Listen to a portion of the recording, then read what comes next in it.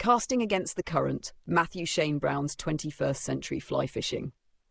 Matthew Shane Brown's Fly Fishing in the 21st Century is less a how-to manual than a reflective meditation on why fly fishing continues to matter in a world that seems increasingly detached from nature. Across essays that blend memoir, natural history, and cultural critique, Brown argues that fly fishing is not about catching fish, but about resisting the numbing forces of hyperconnectivity, consumerism, and social performance. Casting a line becomes an act of spiritual recalibration, a way to unplug from the relentless 20th century madness and rediscover solitude, struggle, and communion with the natural world. Brown is not a veteran biologist or professional guide, but an impassioned practitioner whose authority stems from lived experience on the water.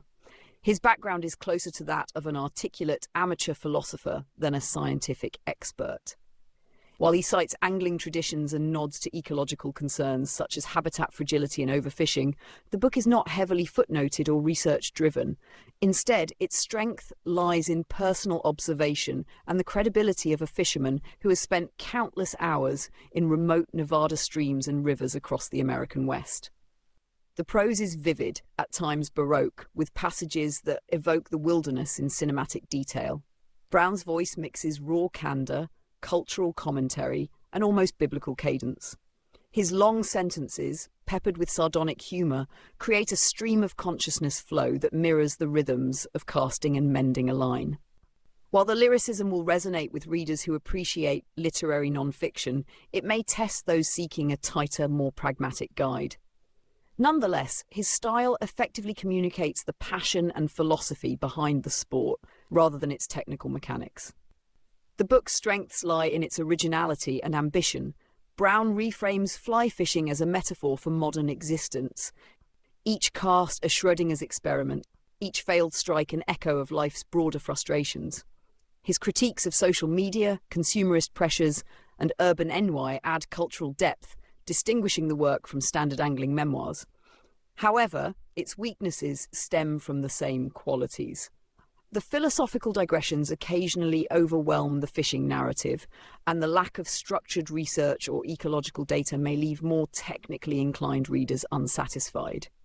At times, the tone veers toward polemic, risking alienation of readers who might prefer a gentler balance between personal confession and cultural criticism.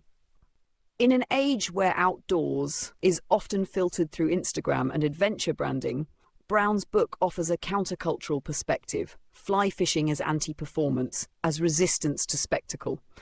In this way, it belongs in the lineage of works like Norman Maclean's A River Runs Through It or David James Duncan's The River Why, though it is grittier, more disenchanted with society, and more explicitly tied to the anxieties of digital modernity. It will resonate not only with anglers, but with readers searching for literature that interrogates how ancient pastimes adapt or resist adaptation to a fractured century. Fly fishing in the 21st century achieves its central aim, to present fly fishing as both a craft and a philosophy of living.